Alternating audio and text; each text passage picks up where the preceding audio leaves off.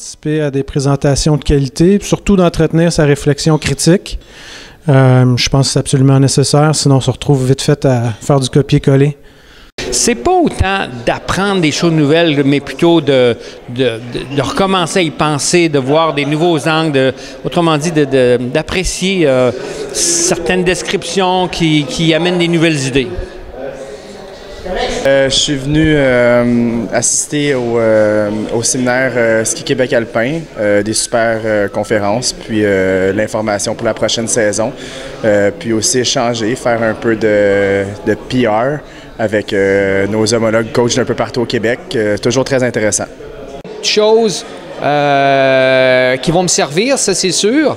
Mais par contre, il y a certaines affaires qui sont là juste comme pour te remettre en mémoire des choses que tu avais déjà apprises, que tu as juste peut-être un peu oubliées. En fin de semaine, il y a plusieurs conférences assez intéressantes que je suis venue participer et puis partager avec les entraîneurs qui sont là de la province. Nous chercher de l'information, du partage avec les collègues de différentes stations, différents postes. Moi, en tant que la passion en ski, on a une salle pleine de monde qui ont tellement de passion. En parler de vraiment c'est quoi la passion et comment trouver de la passion, sortir de la passion des jeunes. Je pense que c'est toujours intéressant. C'est ça qui va nous garder des skieurs pour la vie, des coachs qui vont revenir, des athlètes qui vont revenir comme coach.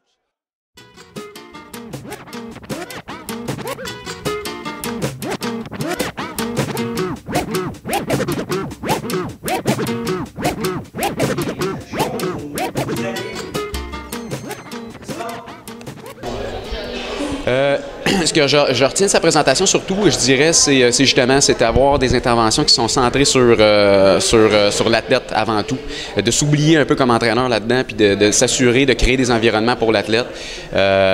Sinon, c'est tous les éléments aussi au niveau de s'assurer que l'on accompagne les jeunes dans leur développement, où ils en sont au niveau de leur âge, de leurs habiletés. S'assurer de ne pas nécessairement fast-tracker, si je peux me permettre, leur développement, mais de s'assurer qu'on les accompagne dans chaque stade de leur progression. Principalement celle de M. Brunel.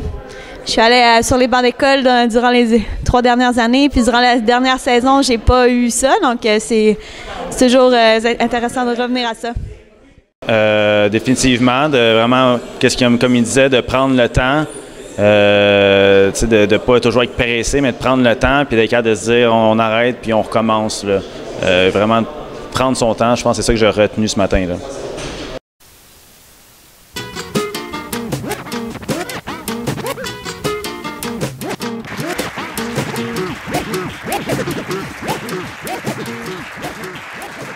Bonjour, Brunet Sorin, champion olympique aux 4 x 100 mètres relais en 96 à Atlanta. C'est pas compliqué. Les athlètes en ski, ça demande beaucoup de travail. Il faut avoir une vision, détermination. Puis aujourd'hui, on a parlé beaucoup de rêves ou d'objectifs. C'est important de se fixer justement des objectifs et de travailler fort pour les réaliser. C'est la même chose en sprint. Donc les similitudes sont exactement là. Premièrement, c'est de faire beaucoup d'exercices. Moi, j'ai fait beaucoup de visualisation. C'est d'y croire à 100%, parce que c'est sûr que si on n'y croit pas, des fois, quand on va faire le travail, on peut avoir des doutes, mais plus qu'on va y croire à 100%, on va travailler tout le temps à 100% jusqu'à temps qu'on atteigne notre objectif. Donc, faire de la visualisation, pour moi, c'est une clé. Moi, je vais leur partager la même chose que mon entraîneur m'a donné comme héritage. C'est une petite citation en anglais qui dit « The me I see is the me I'll be ». Donc, l'objectif qu'ils ont, le rêve qu'ils ont, c'est de se voir le faire, le travail, aussi évidemment, visualisation, et ça va se réaliser. Voilà, c'est « The me I see is the me I'll be ».